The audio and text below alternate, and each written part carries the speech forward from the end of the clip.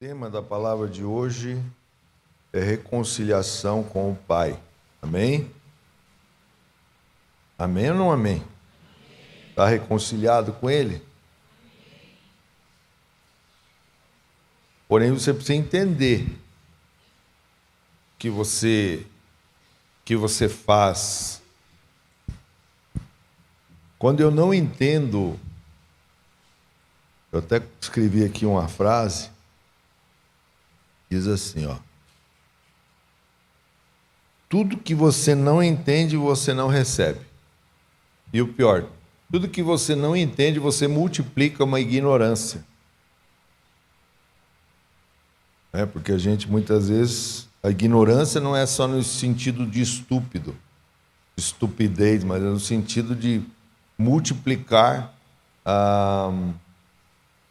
algo que você não entende.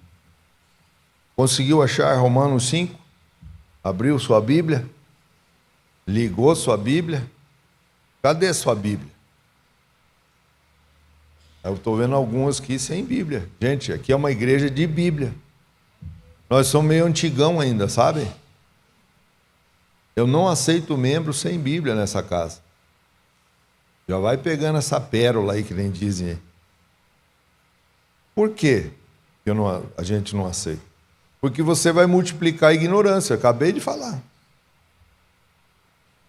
Coisas erradas, sabe? Cristão tem que ter Bíblia. Tem países que é proibido entrar Bíblia. E aqui você pode comprar uma Bíblia. Ou você acha que está proibido? Depois você sai na livraria e compra uma lá. Justificados, pois, mediante a fé, temos paz com Deus, por meio de nosso Senhor Jesus Cristo, pelo qual obtivemos também acesso pela fé. E esta graça, na qual estamos firmes e nos gloriamos na esperança da glória de Deus, e não somente isto, mas também nos gloriamos nas tribulações, sabendo que a tribulação produz perseverança, a perseverança produz experiência, e a experiência produz esperança. Ora, a esperança não nos deixa decepcionados, porque o amor de Deus é derramado em nós, em nosso coração, pelo Espírito Santo que nos foi dado. Porque Cristo, quando nós ainda éramos fracos, morreu a seu tempo pelos ímpios.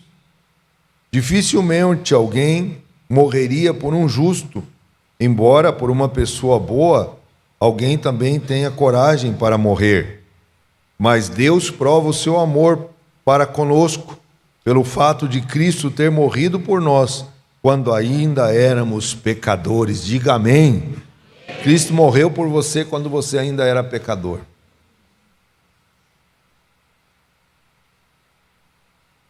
Logo, muito mais agora, sendo justificados pelo seu sangue, seremos por ele salvos da ira, porque se nós, quando inimigos,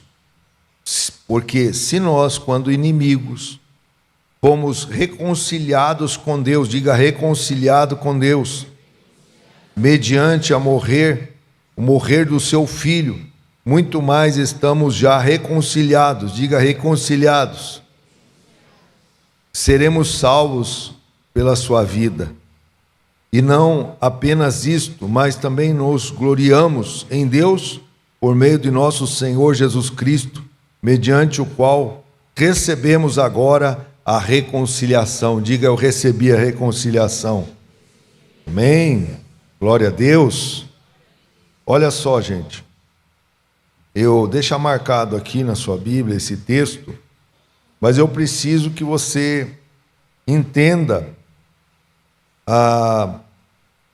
o que aconteceu, o porquê da reconciliação. Reconciliar é conciliar algo que já tinha sido conciliado.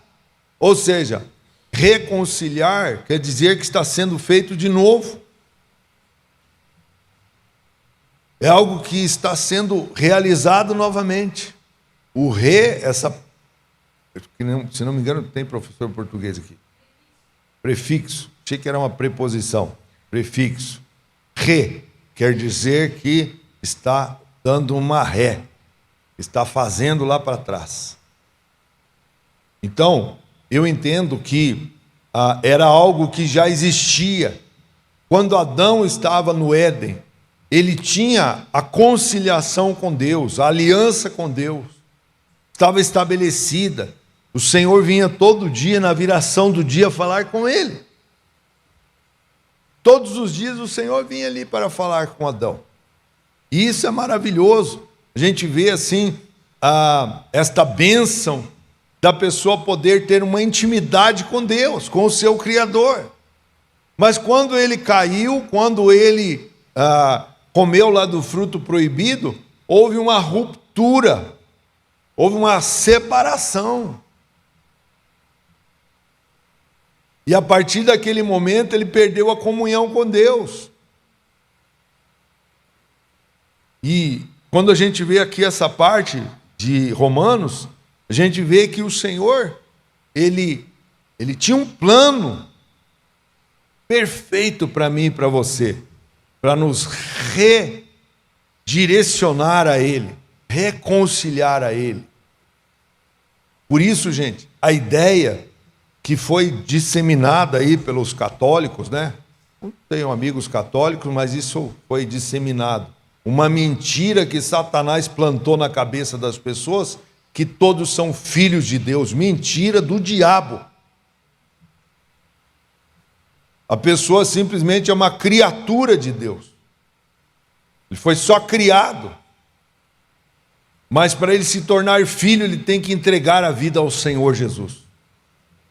E essa parte que eu queria, então, fazer aqui uma breve introdução, porque sem sangue não há perdão de pecados. Sem sangue não há remissão de pecados. E é o que está escrito aqui, no verso 6, assim: porque Cristo, quando nós ainda éramos fracos, morreu a seu tempo pelos ímpios. Nós éramos ímpios, ele morreu por nós. Dificilmente alguém morreria por um justo, embora por uma pessoa boa, alguém talvez tenha coragem de morrer. Olha o que Paulo está falando aqui. Alguém pode até morrer por uma pessoa que é boa, né? Eu estava vendo um filme, esses tempos aí, um filme que está na internet lá, nem me lembro o nome, mas era um filme da Segunda Guerra Mundial, onde foi invadido lá a terra dos polacos, né? Polônia foi invadida, e aí Hitler, junto com o exército alemão, estavam lá, e as pessoas, então, foi na parte da União Soviética que ele invadiu lá, um território. E aí, então, as pessoas, gente, elas eram obrigadas a entregar tudo, né? A casa, os bens, os animais, eles vinham, saqueavam tudo. E só que se formou um povo rebelde lá. E eles não queriam se entregar. Não queriam se entregar de jeito nenhum. Eles foram invadindo territórios, né? Vocês sabem que era a União Soviética antigamente. Então, hoje é só a Rússia. Mas países como a Ucrânia, como Polônia, se não me engano, estavam todos juntos ali na União Soviética. E então, o que aconteceu? Quando se levantaram pessoas formando guerrilhas para se revoltar contra Hitler e o seu exército, eles botavam no paredão e as pessoas eram mortas lá. E eu achei interessantíssimo essa parte em que tinha um padre lá, orando por eles, porque eles iam ser mortos ali, porque eles eram os rebeldes. E nessa pegaram um menino de 14 ou 15 anos e colocaram lá no paredão. Aí o padre pegou e foi lá, abraçou ele, orou por ele, falou alguma coisa e tal, benzeu. Mas daí o padre caiu em si e disse assim: não, pode sair, eu vou morrer no seu lugar. E aí fuzilaram o padre. Isso aqui faz a gente entender. Por um amigo você até morre, mas será que você morreria por um inimigo? Foi o que Jesus fez. Nós éramos inimigos do Senhor. Inimigos do Senhor. Só que a Bíblia ela ensina algo interessante, que todo pecado merece uma pena de morte. Olha o que está escrito, deixa marcadinho aí como eu falei, olha o que está escrito em Samuel, 2 Samuel, O capítulo é o 21. Segundo Samuel, capítulo 21, versículo 1, diz assim: Nos dias do rei Davi, houve uma fome de 3 anos consecutivos. Davi consultou o Senhor e o Senhor lhe disse: é por causa de Saul, olha só, é por causa de Saul e de sua família sanguinária, porque ele matou os gibeonitas. Então o rei chamou os gibeonitas e falou com eles. E os gibeonitas não eram dos filhos de Israel, mas do resto dos amorreus. Os filhos de Israel lhe tinham jurado poupá-los, porque Saul procurou destruí-los no seu zelo pelos filhos de Israel e de Judá. Veja bem, gente, qual é a cena? O que é que Davi então vai buscar a Deus sempre quando se quebra algo diante de Deus? Mesmo hoje, as pessoas elas fazem alianças com os homens de Deus e vão quebrando e acham que não vão ter consequências. Ah, porque Deus perdoa tudo. Quanta gente fez aliança comigo e quebrou, diz que só saía daqui morto. Pois é, devem estar mortos mesmo, espiritualmente. Então, se você faz uma aliança com alguém, com um pastor, com uma igreja, toma cuidado. E se você quebrar, você vai para a fita, meu irmão. Quem está entendendo isso aqui? 3 anos de fome, por quê? Não sei se você sabe, né? Hoje eu vou te ensinar muita coisa aqui da palavra. Quem está disposto a aprender aqui nessa noite, nessa manhã? Essa noite já amanheceu, né? Quem são os gibeonitas? Era um povo que não temia Deus. Só que, quando Israel começou a tomar posse da terra prometida, Moisés já tinha morrido. Deus levantou então a Josué. Deus levanta Josué. Josué está fazendo um arraso. Aonde Josué entra, Josué é um guerreiro, hein, gente? Amém? Josué é um guerreiro. Espada na mão, montado no cavalo, escudo, lança. Não mexe com Josué. Josué vai lá com o seu exército e tinha um povo que ficou com medo. Ele falou assim: meu Deus, se Josué vier contra nós, nós estamos fritos. O que acontece? Esse povo chamado gibeonitas, eles vêm com a roupa velha, pão embolorado, eles se vestem de maltrapilhos e chegam até Josué, dizendo assim: olha, a gente é coitado, a gente está vindo aí de uma terra distante, não mate a gente. E era tudo mentira. O povo estava ali, ó, bem pertinho, mas eles sabiam que se Josué chegasse até ali, gente, não dorme, viu? Amém? Não dorme. Estou vendo já uns dormindo aqui. Por favor. Se você não entender essa palavra aqui, você vai multiplicar a ignorância. O que aconteceu? O povo veio lá e disse assim: não, a gente é pobre, a gente está aqui para te servir, a gente estamos aqui, ó, as roupas todas rasgadas, faz uma aliança com a gente. E aí o que o Josué faz? Tá bom então, mas vocês vão, tá bom, vamos fazer uma aliança então. Aí fez a aliança, foram embora. Daqui a pouco Josué monta no cavalo, vamos para frente, vamos para outro território. Chega lá, dá de cara com quem? Gibeão, gibeonita, povo tudo bonito, não tinha nada de pão bolorento, era tudo pão fresquinho, a roupa estava bonita, o terno estava legal, o sapato estava brilhando. Aí o Josué assim: ô pessoal, o que é isso? Vocês fizeram aqui, foi uma trapaça mesmo, né? Aí eles: pois é, a gente ficou com medo e tal. A gente ficou com medo. Mas o Josué não poderia fazer mais nada, amém? Ele não poderia reverter a aliança, quebrar a aliança. Porque ele deu a palavra, fez uma aliança. Quando esse povo estava passando luta lá, que veio os inimigos contra eles lá, o Josué armou, todo o exército dele foi contra os inimigos dos gibeonitas e matou a todos. Só que, essa é a parte aqui que eu estou falando, de Saul. Ele então matou alguns gibeonitas, e ele não poderia ter feito isso. Quando Saul matou, o sangue derramou na terra. O sangue derramou na terra, deixa marcadinho aí. Olha o que está escrito em Gênesis 4. Gênesis capítulo 4, versículo 10. Diz assim: então o Senhor disse: o que foi que você fez? A voz do sangue do seu irmão clama da terra até mim. E agora você é maldito sobre a terra, cuja boca se abriu para receber da sua mão o sangue do teu irmão. Quando você cultivar o solo,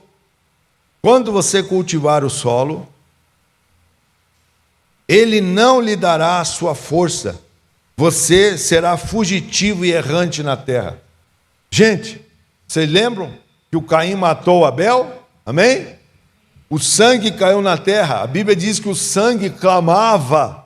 O sangue dessas pessoas que morrem inocentemente clamam diante de Deus justiça. E o que aconteceu lá na passagem em que Davi está 3 anos com fome? Ele consulta a Deus, Deus fala para ele: é porque Saul matou os gibeonitas, que eles tinham feito aliança com meu servo Josué. Deus, então, não deixa barato para nós, amém, gente? Deus não deixa barato. As pessoas acham que Deus é amor, amém? Deus é amor, Deus é perdão, e vão fazendo um monte de bobagem na vida espiritual, e acham que está de boa, e não está de boa não. E você está vendo aqui que não está de boa não, porque para mim a Bíblia não é só Novo Testamento não. Para mim a Bíblia é capa a capa. Senão eu só comprava o Novo Testamento e ficava só pregando sobre o Novo. Mas quando a gente vê que Jesus, ele é uma aliança que não tem fim, ele fez uma aliança com a gente, a aliança com Jesus é de capa a capa. Amém, gente? E quando a gente vê, então, olha só, essa parte aqui é uma parte muito interessante, que muitas vezes a pessoa não dá fruto. Por que ela não dá fruto? Porque tem coisa que não está bem resolvida na sua vida. Quando a gente vê aqui que o Senhor falou assim: a voz do sangue do seu irmão clama diante de mim, e agora você é maldito sobre a terra, cuja a boca abriu para receber da sua mão o sangue do seu irmão. O que abriu? A terra. A terra abriu a boca. A terra onde se cultiva. A terra onde pode dar fruto ou não. E quando a gente vê aqui, quando o solo que você cultivar, ele, quanto ao solo, né? Quando que você cultivar, ele não dará a sua força. A terra não vai dar força. Pode botar adubo, pode botar maná. Lembra os mais velhos aqui? Maná adubando só os velhos. Só os velhos comigo. Vocês são 60, 50. Plantando com maná, adubando, dá. Viu? É meia dúzia de velhos que tem aqui. Maná adubando dá, tinha uma propaganda. Não adianta botar maná. Não adianta botar ureia. Não adianta colocar fertilizante. Se você é uma pessoa que quebrou uma aliança com Deus, que quebrou uma aliança com pessoas que hoje elas acham o seguinte, gente: o assassinato não é só assassinato derramando sangue vivo, palpável, mas há pessoas que estão matando as outras pela boca, pela sua palavra, caluniando, difamando, fofocagem, todo tipo de coisa que faz com que a pessoa vá indo para o buraco. E a pessoa está lá, é inocente. E quando você vê, a pessoa destruiu tudo que ela tinha, a sua honra. Hoje é o que a gente vê. Porque veja o nosso país. Veja como é que a gente está vivendo nessa nação. É um caluniando o outro. E depois, quando a pessoa vai receber uma reprimenda lá, né, uma repreensão, ela não aceita. Aí diz que a pessoa está sendo injusta com ela e tal. Mas olha só, gente, não quero sair do texto aqui. Outro exemplo que está em Êxodo, capítulo 32. Êxodo 32, o versículo é o 27. Diz assim: Êxodo 32, 27 e 28. Diz assim: aos quais ele disse, deixa eu ler o 25. Quando Moisés viu que o povo estava sem controle, pois Arão o tinha deixado à solta para a vergonha no meio dos seus inimigos, pôs-se em pé à entrada do arraial e disse: quem é do Senhor, vem até mim. E então se juntaram a ele todos os filhos de Levi, aos quais ele disse: assim diz o Senhor, o Deus de Israel, cada um põe a sua espada na cintura, passem e tornem a passar pelo arraial de porta em porta, e cada um mate ao seu irmão e o seu amigo e ao seu vizinho. E os filhos de Levi fizeram segundo a palavra de Moisés, e naquele dia morreram uns 3.000 homens. Gente, entenda uma coisa. Vocês lembram da cena? Moisés sobe lá para buscar as tábuas, para que Deus escrevesse os mandamentos. E aí, quando ele volta, ele está lá, mais ou menos, já chegando perto, ele escuta um alarido de... Que alarido é esse? Que barulho é esse? E aí, quando ele chega lá, ele viu que o Arão tinha feito, então, pega o quê? Pega corrente de ouro, pega lá, tudo que tinha de ouro, jogou. Arão bicho é sem vergonha, né? Ele disse que ele só jogou lá e formou um bezerro. Da onde, gente? Ele burilou o bezerro, ele fez um bezerrinho. Ele não jogou lá, você acha que o bicho é bagre, né? É bagrão. Então, o que aconteceu? Não, ele fez um bezerro de ouro. E o povo ficou adorando. Sabe? A idolatria mata a sua fé. Quando a gente vê essa passagem aqui, né? E eu até anotei aqui, outro exemplo é do bezerro de ouro, quando o povo cometeu o pecado de idolatria. Então ali, 3.000 almas perderam a sua salvação, porque esses morreram, né? Esses que morreram continuaram a adoração do bezerro. Eles continuaram, ou seja, quando o Moisés falou assim, olha, não dá para continuar. Isso é o que eu entendo no texto. Não dá para continuar vocês adorando a dois senhores. Ou você agrada a um e desagrada o outro. Então ele falou assim, põe uma cinta aí os levitas, põe a espada na cinta. O que eu entendo nesse texto é que esses 3.000 homens que foram mortos ali, que provavelmente foi uma carnificina, né, gente? Meu Deus do céu. Provavelmente tinha mulher, tinha até criança no meio, tá? Essa carnificina que aconteceu ali, provavelmente esses 3.000 foram aqueles que continuaram a adorar o bezerro de ouro. É o que dá para entender, porque Deus não seria injusto de matá-los à toa. Essa parte que a gente precisa entender. Deus não é injusto. E esse sangue, então, sempre quando há pecado, precisa haver derramamento de sangue. Essa parte tem que ficar na sua mente. Quando há pecado, precisa derramar sangue. Nossa, pastor, até hoje. Calma que eu vou explicar. Senão você pega uma espada aí e sai matando o povo aí. Não é assim não. Amém?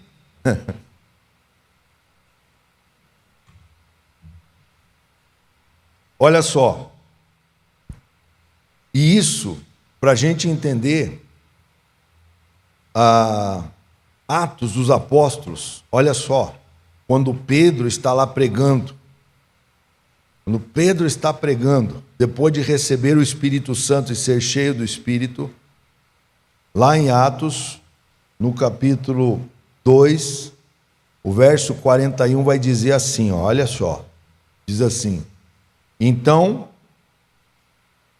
os que aceitaram a palavra de Pedro foram batizados, havendo um acréscimo naquele dia de quase 3.000 pessoas, 3.000 almas, amém? Aquele povo lá estavam rebeldes, 3.000 foram, mas aqui Deus faz justiça, amém? 3.000 almas agora se rendem a Ele, entregam a vida ao Senhor. Quem está entendendo, diga amém. E aí, eu quero que você abra aqui, isso tudo é só introdução, tá bom, gente? Mas para te dar referências na palavra, para você entender que reconciliação só se faz com sangue. Mateus capítulo 5, isso mesmo. Para que recaia sobre vocês, tem que fazer uma correção lá depois na célula, tá? Para que recaia sobre vocês todo sangue, olha só, todo sangue justo derramado sobre a terra, desde o sangue do justo Abel até o sangue de Zacarias, filho de Baraquias, a quem vocês mataram entre o santuário e o altar. Então, aqui o Senhor está falando o quê? Foi derramado sangue. Precisava reconciliar. Ele está dizendo aqui antes da vinda de Jesus. Tudo isso aqui antes da vinda do Senhor. Amém, gente? Agora vocês conseguiram entender ou não? Verso 35. Para que recaia sobre vocês todo o sangue justo derramado. Mais um versículo antes. 34, assim. Por isso, eis que eu lhes envio profetas sábios e escribas. A uns vocês mataram, a outros crucificaram, e a outros ainda vocês açoitaram nas sinagogas e perseguiram de cidade em cidade, para que recaia sobre vocês todo o sangue justo derramado sobre a terra, desde o sangue do justo Abel até o sangue de Zacarias. Gente, meu Deus, você está entendendo que o sangue que cai na terra precisa ser pago? Uma aliança foi quebrada. Quando a pessoa mata a outra, seja por sangue derramado, né? Seja a pessoa que está viva, ou então mata espiritualmente a outra pessoa. E a pessoa acha que vai continuar fazendo essas coisas e está tudo certo. E mata com palavras. E a pessoa acha, não, está tudo certo. Não está certo não, amém, gente? Não está certo não. Eu sei que essa palavra aqui, ela não é cheia de glória, aleluia, até porque vocês estão bem assustados aí. Mas vai ficar bom, amém? Daqui a pouco você vai ver, vai sair daqui transformado. Só escutei uma pessoa. Isaías 4:4. Somos justificados pelo sangue de Cristo, que eu anotei ali. Isaías 4:4 diz assim: naquele tempo o Senhor lavará a impureza das filhas de Sião e limpará Jerusalém da culpa do sangue que há no meio dela, com o espírito de justiça e com o espírito purificador. Tem outro ali, outra versão que diz assim, o espírito ardor, que arde. Então, é o purificar. Mas como que purifica? Como que nós somos purificados? O Senhor diz que vai nos lavar, amém? Vai nos lavar. Pastor, eu já estou limpo. Então, amém. Você já está limpo? Glória a Deus. Mas talvez você não sabia essas coisas. Você não tinha base para entender. Tudo aquilo que você não entende, você não recebe. Você acaba não recebendo. Queria que você voltasse lá, então, para Romanos, né? Romanos, volta lá, Romanos 5, amém? Romanos 5, do verso 9 ao 10, vai dizer assim: logo, muito mais agora, sendo justificados pelo seu sangue, seremos por ele salvos da ira. Que ira? Da ira de Deus contra todo aquele que desobedece a sua palavra. Por isso, gente, quando a gente fala aqui, não é para expor ninguém, mas é para você entender que o nosso Deus, Ele é um Deus justo. Justo. Ele é um Deus justo. Ele não vai condenar pessoas simplesmente a Deus dará aí. Então o Senhor vai condenar aquele que não entendeu o sacrifício de Jesus na cruz. Aquele que não quis se batizar. Eu preciso sentir. Gente, não tem nada a ver com sentir. Batismo é cumprir a justiça de Deus. Não tem nada a ver uma coisa com outra. O Senhor não trabalha em cima das suas emoções. O Senhor não trabalha. Você tem que entender as coisas de Deus e ir até Ele e fazer o que Ele mandou. Independente de você se sentir ou não. E quando a gente vê aqui então no verso o 9, né, que ele falou ali, somos sendo justificados pelo seu sangue, seremos salvos da ira.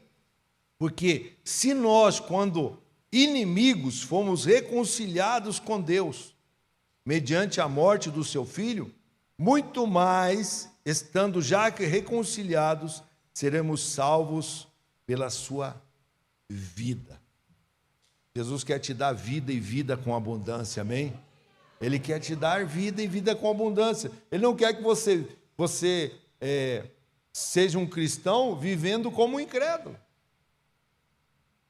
Você é um cristão, você é filho de Deus. Você agora é filho de Deus, amém? Você é filho de Deus.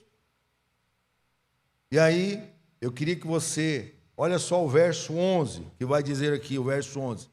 E não apenas isso, mas também nos gloriamos em Deus, por meio do nosso Senhor Jesus Cristo, mediante o qual recebemos agora a reconciliação. Então, o ato de reconciliar foi o que eu falei no início. É um acordo, é uma aliança. Então, reconciliar é unir novamente o que foi quebrado. As pessoas, lá no Antigo Testamento, como eu falei aqui, do Caim, como eu falei de todo o povo de Israel rebelde a Deus, eles estavam longe desta aliança. Depois que Moisés, né? Depois que Moisés estabeleceu as leis, então o povo podia fazer uma aliança com Deus. E cada vez que eles pecavam, eles tinham que trazer um animalzinho para fazer esse tipo de essa reconciliação com Deus. Hoje você não precisa trazer um animalzinho como oferta. Você traz a sua vida diante de Deus, amém?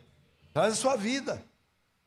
Naquela época lá, o sacerdote colocava uma mão ali, e a mão da pessoa no animalzinho, e transferia todos os pecados para o coitadinho do bichinho.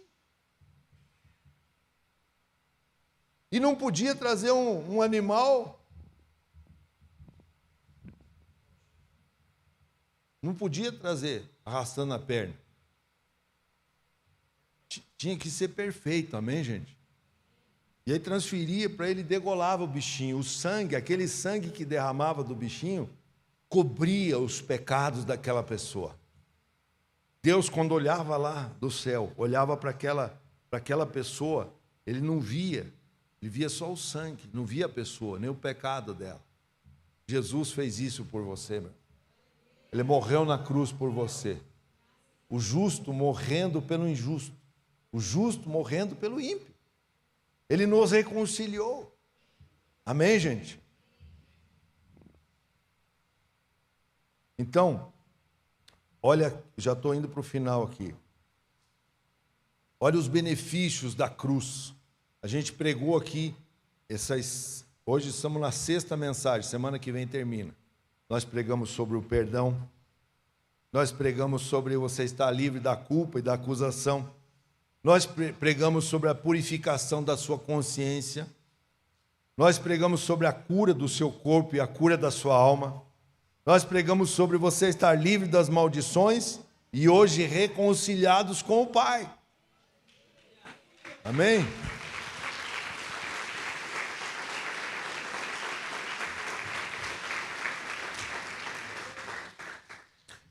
Agora, eu coloquei aqui, depois coloquei uma pergunta para você na sua célula. Mas eu coloquei aqui justamente aquela frase que eu falei. Então, por que alguns crentes não rompem na sua vida espiritual? Por quê?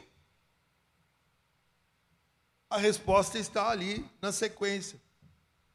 A minha compreensão, eu falei aqui a minha, tá? Pode ser não ser a sua, mas a minha compreensão é que tudo que você não entende, você não recebe. Por isso que a gente está detalhando aqui para você. Cada semana, o perdão, depois a culpa livre da acusação, depois da livre da acusação foi purificação da consciência. Por que que muitas vezes pessoas, essa foi uma das melhores palavras que dei aqui, está no YouTube, está lá, coloca aqui para mim, Hebreus 9,14. Hebreus 9,14 vai dizer o seguinte ali. Coloca aí para mim, filho, por favor. Diz assim: muito mais o sangue de Cristo, que pelo Espírito Eterno a si mesmo ofereceu sem mácula. Lembra do animalzinho sem mácula? Jesus é o cordeiro mudo, perfeito, sem pecado. Sem mácula, ou seja, sem pecado, ofereceu a Deus, purificará a nossa consciência de obras, o quê? Você sabe, quem sabe o que é obra morta aqui? Deixa eu ver, levanta a mão. Quem sabe o que é obra morta? Vocês não assistiram esse? Vocês não estavam aqui naquele dia? Foi bem no dia da praia. Eu sei, foi no dia das mães. Vocês ficaram em casa. Vocês não vieram, pois vocês perderam algo e vocês vão multiplicar a ignorância. Sugiro que acesse o YouTube da igreja e assista completo. Mas vou te dar um spoiler aqui. Olha que chique, né? Estou dando spoiler. Sabe o que é? Obras mortas são aquilo que você viveu lá no seu passado e ficou impresso no HD espiritual seu aí, na sua alma. Todos os abusos, todos os chamamentos que você era um burro, seu pai e sua mãe disseram que você era burro, não ia ser nada na vida, que você era um fracassado e que você, quando fosse adulto, ia ser essa porcaria. Não que você é agora, amém? Mas que você se sente ainda hoje. O seu HD está contaminado com essas obras mortas. Se o Senhor não entrar lá para purificar essa obra morta que está na sua vida, você não rompe. Entendeu agora? O Senhor precisa acessar esta memória, sabe? É como se você tivesse várias fotos dentro da sua mente, está lá na sua alma. E você não é uma pessoa, você não tem como apagar essas coisas, porque você tem uma memória. Mas o Senhor tem que entrar nesses lugares e purificar a sua consciência das obras mortas. Se você não abrir o seu coração para deixar o Senhor purificar essas coisas na sua vida, você não consegue servir a Deus.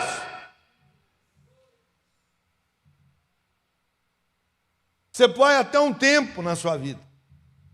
A gente viu aqui quanta gente nós tínhamos no passado, quando começamos aqui o discipulado na igreja. Quantos líderes nós tínhamos? Chegou um tempo, jogaram para cima e foram embora. Estão aí perdidos nesse mundo, desviados. Por quê? Porque não deixaram o Senhor purificar a sua consciência. E hoje estão aí capengando de igreja em igreja, não vão para frente. E mude. Quer mudar, muda. Quer sair, saia. Quer ir para outro lugar, vá. Eu não seguro ninguém mesmo.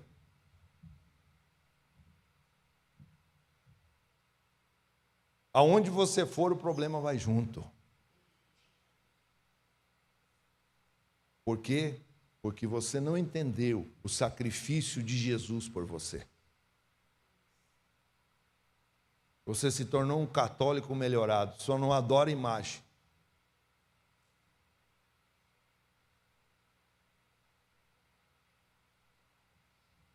E aí, para encerrar aqui,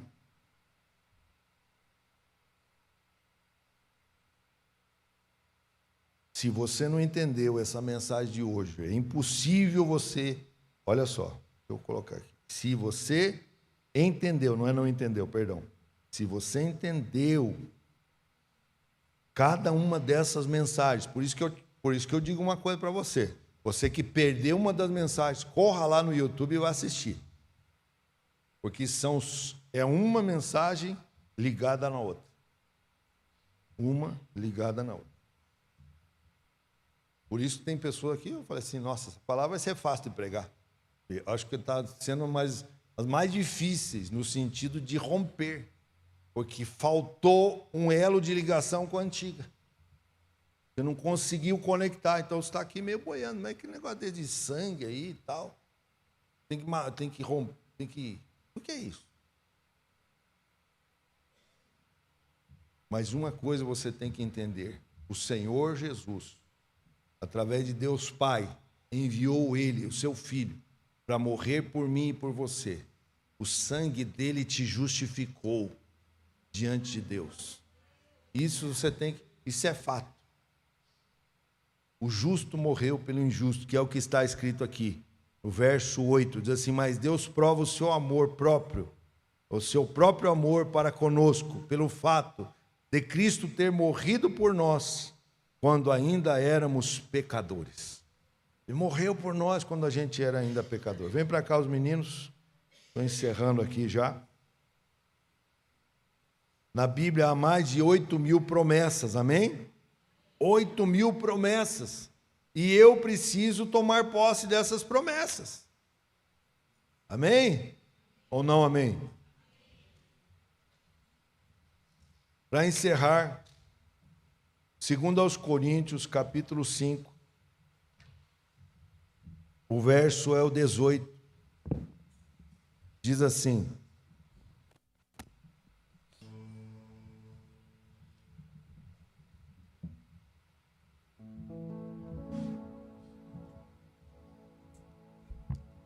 diz assim, 2 aos Coríntios 5, o verso é o 18. Nós precisamos ser reconciliados com Deus. E eu preciso entender isso. Eu preciso estar reconciliado. Verso 18 vai dizer assim: ora, tudo isso provém de Deus, que nos reconciliou consigo mesmo por meio de Cristo, e nos deu o ministério da reconciliação. Aleluia, diga aleluia mesmo. Sabe o que é o ministério da reconciliação? É que você, quando você entendeu que você está reconciliado com Jesus, você quer reconciliar outras pessoas.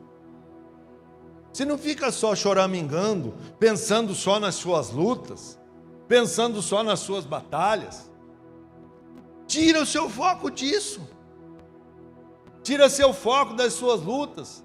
Coloque seu foco nas pessoas que estão perdidas lá fora, que hoje, se ela morrer, ela vai para o inferno. E que se você ficar olhando só as suas mazelas, você não vai cumprir aquilo que Jesus mandou, o ide dele. O ide, pregai o evangelho a toda criatura, aquele que crer será salvo, quem não crer já está condenado. E quando eu vejo aqui o Senhor, então, através de Paulo, diz assim: a saber que Deus estava em Cristo, reconciliando consigo mesmo o mundo. Não quer dizer que todos lá vão ser reconciliados, mas você vai fazer a sua parte. Essa semana você vai levar alguém para a sua célula, amém? Vai ligar para um amigo: meu Deus, eu escutei uma palavra lá, que eu fiquei lá em choque, em crise.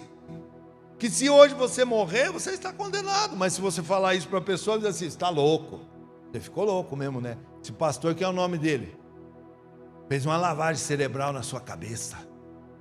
Não, é a palavra que está dizendo. Você tem que reconciliar pessoas depois que você reconciliou com Deus. Depois que você entregou a sua vida a Ele. Depois que o sangue de Cristo te lavou, purificou você. Você está livre das acusações do diabo. Ele pode te acusar dia e noite, que a Bíblia diz que ele faz isso.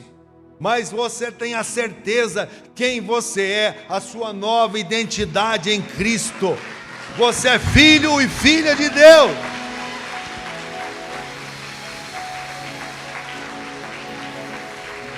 Filha e filha de Deus você é. E olha, a sequência assim: a saber que Deus estava em Cristo, reconciliando com Ele o mundo, não levando em conta os pecados dos seres humanos, e nos confiando a palavra da reconciliação. Ele confiou algo grande a você. Agora, se você sai daqui e volta só domingo que vem, ou volta que nem tem aqueles crentes, só vem na Santa Ceia e volta só na Santa Ceia, que obra você está fazendo para Deus?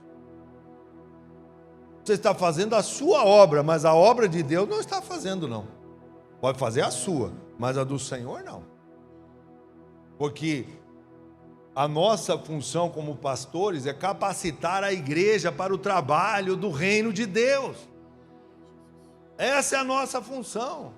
Não é aqui ficar lambendo a ferida do irmão que está doente. Gente, aqui nós metemos metiolato. Lembra o metiolato? Só os velhos mesmo, né? Metiolato era um remedinho assim que parecia que era do cramulhão. Aquilo acho que era do diabo. E quando a gente ralava assim os joelhos, quando caía lá no macadame, ó, só papo de velho. No macadame. É no saibro, tá? Macadame e saibro. E não existia asfalto. Aí a mãe vinha com aquele negócio chamado metiolato. Botava ali, mano, você ficava campeão nos 100 metros. Uau! Mãe, assopra aqui, assopra aqui. Por que você quer toda hora que você tem que ser curado? 7 palavras que foram para curar você. A 7ª vai fechar semana que vem. É para te curar, não é para você ficar sentado aí, não. É para você fazer a obra de Deus. Para você sair daqui, não, o que eu estou fazendo na minha vida? Você já viu aqueles crentes que saem daqui das igrejas mais tradicionais, né? Eles saem, ouvem o pastor, estão talvez dormindo na igreja. Por isso que eu dou uns berros aqui: você não vai dormir nesse lugar, não.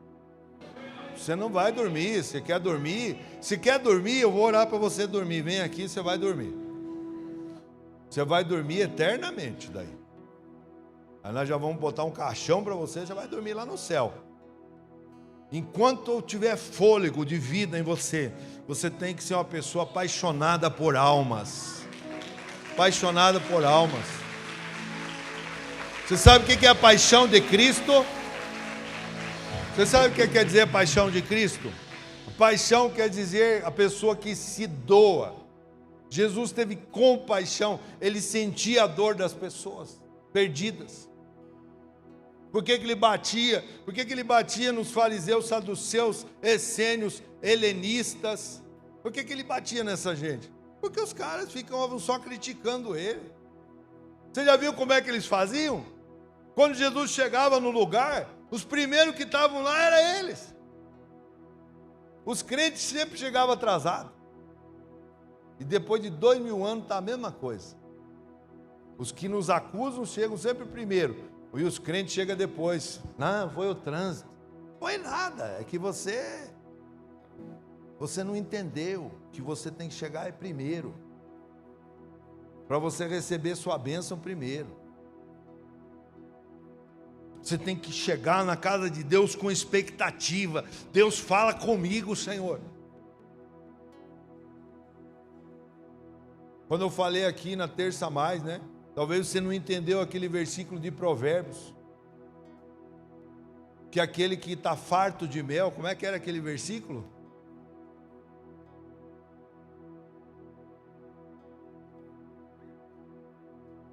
Fala aí de novo.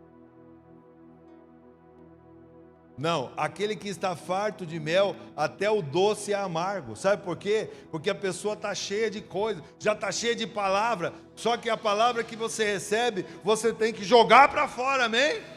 É o mel que você come aqui, você joga para as outras pessoas que precisam do mel. Porque a pessoa que está cheia de mel, até o doce agora é amargo, porque não presta mais nada.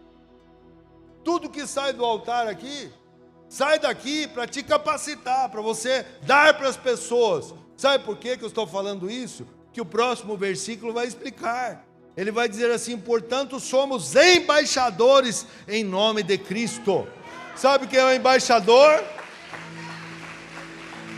O embaixador é aquele que tem autoridade no lugar. O embaixador é aquele que come o mel, mas ele distribui o mel. É aquele que tem autoridade. Elias era homem como eu e você. A Bíblia diz que ele era sujeito às mesmas paixões. Mas ele orou e 3 anos fechou o céu. E depois ele foi orar de novo e veio chuva. Deus quer fazer isso com você, meu irmão. Mas você precisa ter tino. Você tem que ter sensibilidade, como diz a nossa teacher ali. Você tem que ter o feeling de Deus. Você tem que estar ligado com Ele. Saia da mornidão espiritual. Não deixe isso te matar. Na Santa Ceia, lá em 1 Coríntios 11, ele vai dizer assim, que as pessoas estavam dormindo. Dormindo. É um estado, sabe, quando a Bíblia fala esse dormir, lá em Coríntios, é o estado de torpor. É um entorpecimento que as pessoas ficam entorpecidas. Eu não sei com o que você está entorpecido. Qual é o seu problema? Qual é o que está matando sua fé? Mas se há algo aí dentro, venha jogar aqui no altar de Deus nessa manhã. Venha jogar esse torpor aí que está te fazendo você não praticar e tomar posse que você é um embaixador de Cristo nessa terra. O Senhor te separou para você reconciliar pessoas a Ele. Se há alguém no nosso meio que tem esse problema, eu quero orar por você. A banda vai tocar aqui, a gente vai já orar por todos.